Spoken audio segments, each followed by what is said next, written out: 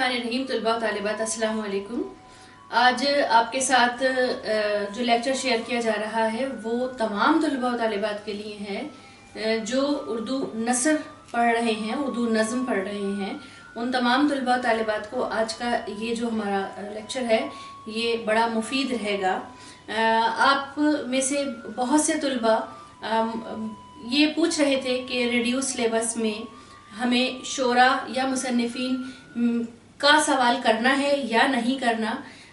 इस बारे में आप लोग ये एक चीज़ देखिए कि जो गज़लें आपको दी गई हैं और जो असबाक आपको दिए गए हैं रिड्यूस सिलेबस के, उनके मुसन्निफीन और उनके शोरा को आपने पढ़ना है। अब वही इम्पॉर्टेंट भी है। इसके अलावा जो हमारे पास इम्पॉर्टेंट शोरा और मुसन्निफीन तबसरे के लिए आते हैं, हम उनकी तैयारी ज़रूर करेंगे। तो आज से लेक्चर्स की शुरुआत कर रही हूँ। पहला लेक्चर तबसरे का आपके साथ शेयर कर रही हूँ और पहले हमारे शायर हैं मीर तकी मीर।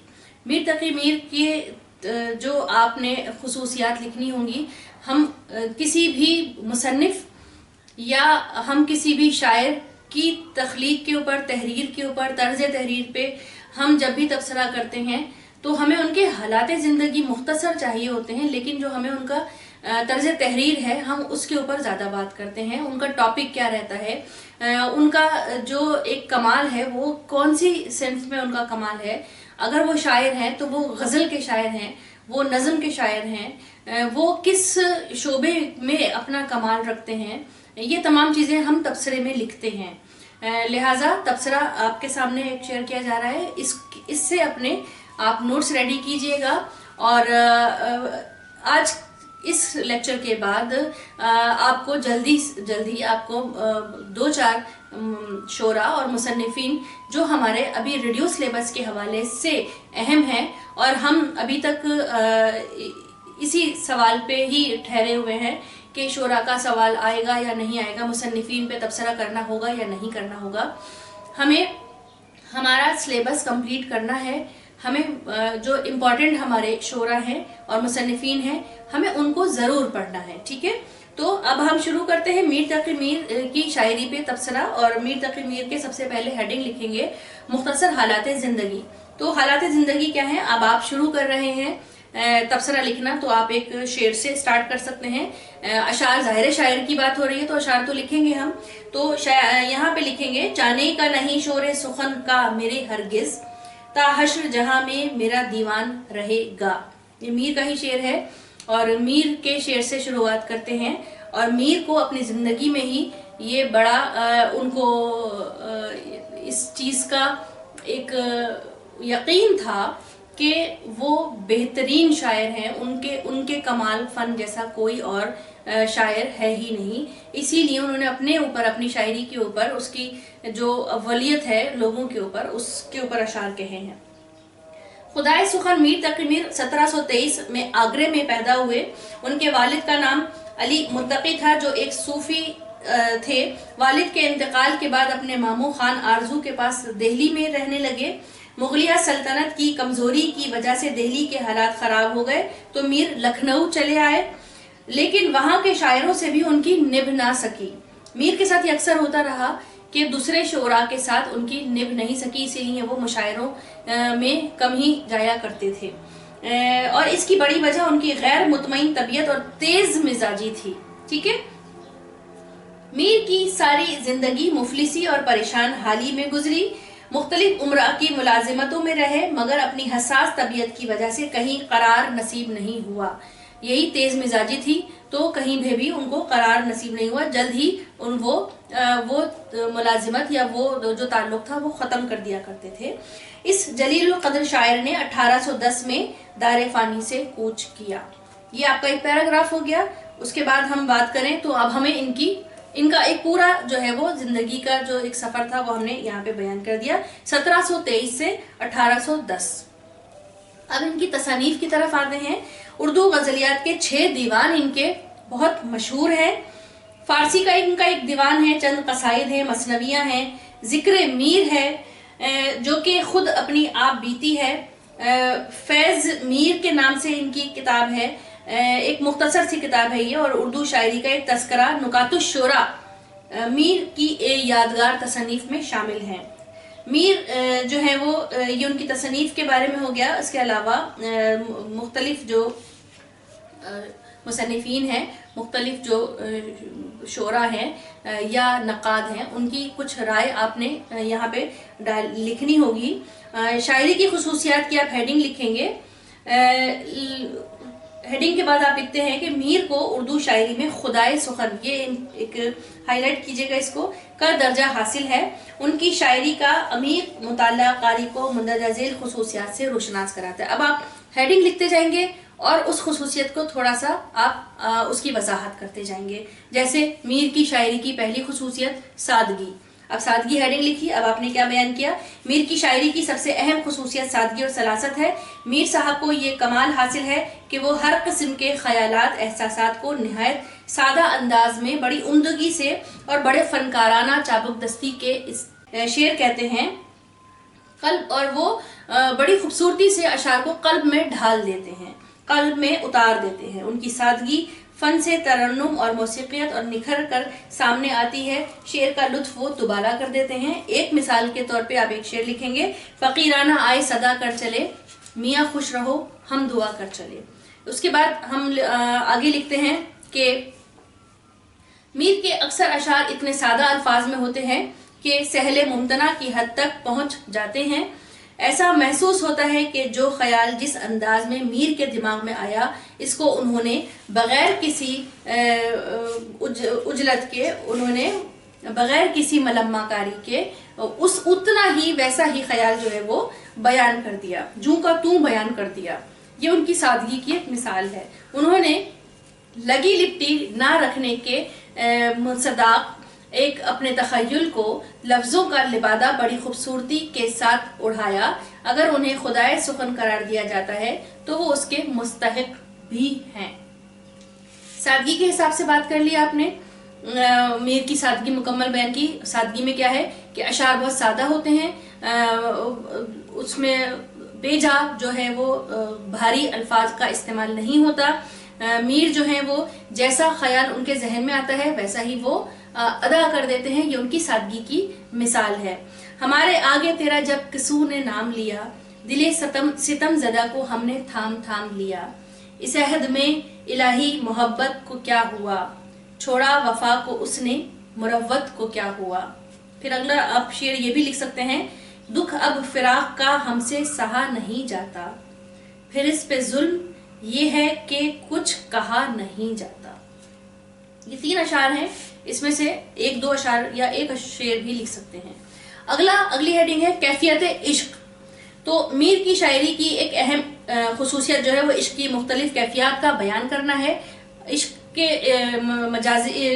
मजाजी के शायर हैं। इश्क को बड़ी उम्दगी से बयान किया है तो कैफियत भी बड़ी उम्दगी से बयान की हैं। मीर के ख्याल में इश्क जिंदगी का अहम तरीन जुज़ है।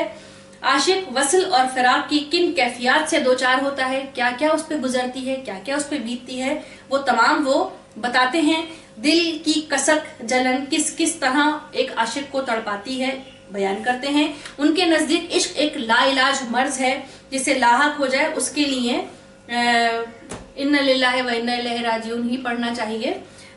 ये आशिक की जान ही ले लेता है, जिस दिल में उतर जाए फिर बाहर नहीं आता, साथ ले जाता है। ठीक है। उल्टी हो गई सब तदबीरें, कुछ न दवा ने काम किया, देखा इस बीमारी दिल ने आखिर काम तमाम किया। ठीक है। हम ये भी लिख सकते हैं शेर, और दूसरा लिख सकते हैं कि इब्तिदाए इश्क है होता है क्या, आगे आगे देखिए। इब्तिदाए इश्क है रोता है क्या, आगे आगे देखिए होता है क्या। अब हम कैफियत इश्क में ही मजीद बयान करें कि मीर के नज़दीक इश्क के बगैर ज़िंदगी लाहासिल है। उनके नज़दीक इश्क न सिर्फ लफानी है बल्कि ज़िंदगी का लुत्फ भी इश्क में है। आशिकों के दम से दुनिया की रंगीन महफिलें ही मोहब्बत करने वाले दुनिया से मिट जाते हैं, अपना नाम छोड़ जाते हैं, लेकिन इश्क बाकी रह जाता है उनके जाने के बाद भी। जो भी इश्क में मुब्तला होता है और इश्क के जिस भी दर्जे पे होता है वो वहीं पे ही हमेशा जिंदा रहता है। जिन जिन को था ये इश्क का आज़ार मर गए, अक्सर हमारे साथ के बीमार मर गए। اور ایک شعر ہے کہ مجنون دشت میں نہ فرہاد کوہ میں تھا جن سے لطف زندگی وہ یار مر گئے۔ میرے میر کے خیال میں عشق و محبت کی وجہ سے ہی زندگی مکمل ہوتی ہے، اور اسی کی بدولت انسان زندگی کو بہتر طریقے سے گزار سکتا ہے۔ صرف انسان کو بہادری اور حوصلے کی ضرورت ہوتی ہے، وہ عشق جسے بھاری بوجھ کو اٹھا لیتا ہے، یہ جانتے ہوئے بھی کہ ضروری نہیں کہ اس کو منزل مل بھی جائے۔ عشق ان کے نزدیک سب سے مشکل کام ہے۔ میر کے نزدیک جو عاشق ہوتا ہے وہ پھر دنیا کی کسی بھی غم کو، وہ پھر دنیا کے کسی بھی دکھ کو آسانی سے برداشت کر سکتا ہے، کیونکہ وہ بھاری بوجھ اٹھائے ہوتا ہے جو کسی عام دل کی یا کسی عام شخص کی بات نہیں ہے۔ عشق جس دل میں سما جائے وہ پھر ہر تکلیف جھیلنے کے لیے تیار رہتا ہے۔ عشق ایک میر بھاری پتھر ہے، کب یہ تجھ ناتواں سے اٹھتا ہے۔ آگے ہمارے پاس ہیڈنگ آتی ہے سوز و گداز۔ میر سوز و گداز کے موجد ہیں۔ غم کی شاعری کو غزل کے رنگ میں پیش کرنے کے فن کے ابتدا جو ہے وہ میر نے ہی کی ہے۔ میر کی زندگی میں بے شمار ایسے واقعات رونما ہوئے ہیں جنہوں نے ان کو غم میں مبتلا کر رکھا ہے۔ میر کی زندگی بڑی کسمہ پرسی میں گزری ہے، غموں میں گزری ہے، پریشانیوں میں گزری ہے، لہٰذا سوز و گداز بھی، غم بھی ان کے یہاں، غم و علم سوز و گداز، یہ ان کے یہاں بڑا نمایاں نظر آتا ہے۔ اب اس کی ہیڈنگ غم و علم سوز و گداز یا دونوں بھی آپ مختصر کر کے لکھ سکتے ہیں۔ میر کی تقریباً تمام شاعری ایک بہت ہی دکھی دل کی آواز ہے۔ میر کی شاعری میں دل اور دہلی دونوں کا بہت زیادہ تذکرہ ملتا ہے، کیونکہ میر کے وقت میں دہلی میں جو بھی کچھ ہو رہا تھا، جو بھی تکلیفیں تھیں، اجڑتے ہوئے دہلی کے حالات تھے، شروعات ہو رہی تھی، دل برباد تھا، اور پھر نہ دل کو سکون ہے، نہ دل آباد ہے، نہ گھر آباد ہے، جہاں رہ رہے ہیں وہ بھی چیز آباد نہیں ہے، دونوں اجڑے ہوئے ہیں۔ تو وہ ایک سینسیٹیو شاعر ہوتا ہے، تو وہ ان کی شاعری میں وہ موضوع بھرا ہوا ہے۔ دل کی ویرانی کا کیا مذکور ہے، یہ نگر سو بار لوٹا گیا۔ اس کے بعد جی میں آتا ہے کہ کچھ اور بھی موزوں کیجئے، درد دل ایک غزل میں تو سنایا نہ گیا۔ ایک غزل کے بس کی بات نہیں ہے دل کا درد کہنا۔ اچھا جی، میر جو ہیں وہ کبھی خود پر اور کبھی حالات پر روتے رہے ہیں، اپنی شاعری کے ذریعے اپنے دل کی بھڑاس نکالتے رہے ہیں، اور یہی وجہ ہے کہ ان کی غزلوں میں اکثر رونے کا تذکرہ ملتا ہے، غم کا تذکرہ ملتا ہے، غم و علم ملتا ہے ان کے یہاں، سوز و گداز ملتا ہے ان کے یہاں، جو کہ اظہار ایسا ہے کہ ان کی تکلیف اس پڑھنے والے کو محسوس ہوتی ہے۔ ایسا لگتا ہے کہ جیسے اس عشق کے غم نے ان کی ہڈیاں پگھلا دی ہیں، ان کو توڑ دیا ہے۔ بعض دیگر شعراء نے بھی ایسے عنوانات پر شعر کہے، مگر جو احساس محرومی میر کے اشعار میں جھلکتا ہے کوئی دوسرا اس مقام کو نہیں پہنچ سکا۔ غم و علم، عشق کی تکلیف، محرومی جو میر نے بیان کی وہ کوئی نہیں کر سکا۔ جو اس شور سے میر روتا رہے گا تو ہم سایہ کاہے کو سوتا رہے گا۔ میں وہ رونے والا جہاں سے چلا ہوں جس کو ابر ہر سال روتا رہے گا۔ بارش کے برسنے کو جو ہے وہ اپنے رونے سے تشبیہ دے رہے ہیں۔ ٹک میر مژگاں سے پوچھ آنسوؤں کو، تو کب تک یہ موتی پروتا رہے گا۔ میر جو ہیں وہ کمزور ہیں، کچھ کرنے کی طاقت نہیں رکھتے، لیکن ایک طاقتور کام کر چکے ہیں، عشق کر چکے ہیں، دل میں عشق سمایا ہوا ہے، دہلی کے حالات پر کڑتے رہتے ہیں، دل کے حالات پہ کڑتے رہتے ہیں۔ انسان جب احساس بیچارگی میں مبتلا ہو اور قدرت نہ رکھتا ہو تو پھر چیزوں سے بددل ہو جاتا ہے، مایوس ہو جاتا ہے، پھر اس کی تخیل جو ہے وہ اس کے اوپر وہ چیزیں حاوی ہو جاتی ہیں۔ ان کے جو دلی کے حالات تھے ان کی شاعری میں اس کا اندازہ ہم بخوبی لگا سکتے ہیں۔ بہت صحیح کیجئے تو مر رہیے میر، اپنا تو بس اتنا ہی مقدور ہے۔ بہت صحیح کیجئے تو مر رہیے میر، اپنا تو بس اتنا ہی مقدور ہے۔ میر کے 72 نشتر، یہ ہیڈنگ لکھیں گے آپ، اور آگے کیا لکھیں گے؟ نقادان ادب نے میر کے کلام میں 72 نشتر نکالے ہیں۔ ان کے نزدیک یہ اشعار اثر و تاثیر اور جدت فکر کے اعتبار سے بے مثل ہیں۔ شام ہی سے کچھ بجھا سا رہتا ہے، दिल हुआ है चराग मुफलिस का, बेखुदी ले गई कहाँ हमको, देर से इंतज़ार है अपना। अगर मीर के इन कलाम को इंसाफ की नज़र से देखा जाए तो ये बात सामने आती है कि मीर के कलाम में जा बजा अंदाज़े फ़िक्र की नुदरत नज़र आती है, जिसे जो है वो हम नज़रअंदाज नहीं कर सकते। मीर के कलाम में 72 से कहीं ज़्यादा ऐसे शेर मौजूद हैं जिसमें बे इंतहा नश्तरियत मौजूद है। जो घाव होता है, जो चीरा लगता है, जो सोसाइटी के ऊपर, उनके रवैयों के ऊपर जो घाव है, उनका जिक्र है। मसाइब लाख थे पर जी का जाना, अजब इकसान यहाँ सा हो गया है। इनकी अब हेडिंग लिखिए, फिक्र की बुलंदी। मीर की नज़र बड़ी वसी थी, उनकी फिक्र बड़ी बुलंदी की हामिल थी। उनकी शायरी को पढ़कर अंदाज़ा होता है कि कायनात की हर एक शय पर उनकी बड़ी गहरी नज़र थी। यही वजह है कि उनके कलाम को पढ़कर उनके बहुत गहरे मुशाहिदे का अंदाज़ा होता है। उसके बाद हम एक शेर लिख सकते हैं, सरसरी तुम जहां से गुजरे वरना हर जा जहान दीगर था, ले सांस भी आहिस्ता के नाजुक है बहुत काम, आफाक की इस कारगाह शीशा घरी का। अगला शेर हमारे पास आता है, अगली हेडिंग जो है वो है तसव्वुफ। मीर क्या तसव्वुफ भी मिलता है। मीर के वालिद एक दरवेश सिफत इंसान थे। मीर ने उनसे वर्से में सूफियाना ख्यालात हासिल किए, उनको अपनी शायरी में दाखिल भी किया और मौजू बनाया। गलत था आपसे गाफिल गुजरना, न समझे हम कि इस गालिब में तू था। ठीक है, मीर के सूफियाना अशार पढ़कर अंदाज़ा होता है कि वो फ़लसफ़ा जबर क़दर के हामी हैं और उनके नज़दीक इंसान मजबूर है और उसके कब्ज़ाए कुदरत में कुछ भी नहीं है। जो कुछ भी होता है हमारे साथ वो अल्लाह ही के इख्तियार में है, उसी की कुदरत के कब्ज़े में है। इंसान तो बस वो काम करता है, उसके इख्तियार में कुछ भी नहीं है। गलत था आपसे गाफिल गुजरना, न समझे हम कि इस कालिब में तू था। मीर के जो अगले अशार हैं, नाहक हम मजबूरों पर ये तोहमत है मुख्तारी की, चाहते हैं सो आप करे है हमको अबस बदनाम किया। ये जो है ये इनका बड़ा मशहूर शेर है। फिर हम हेडिंग लिखते हैं, मुतज़ाद अल्फाज। मीर के यहाँ मुतज़ाद अल्फाज अशार में मिसरों में पाए जाते हैं।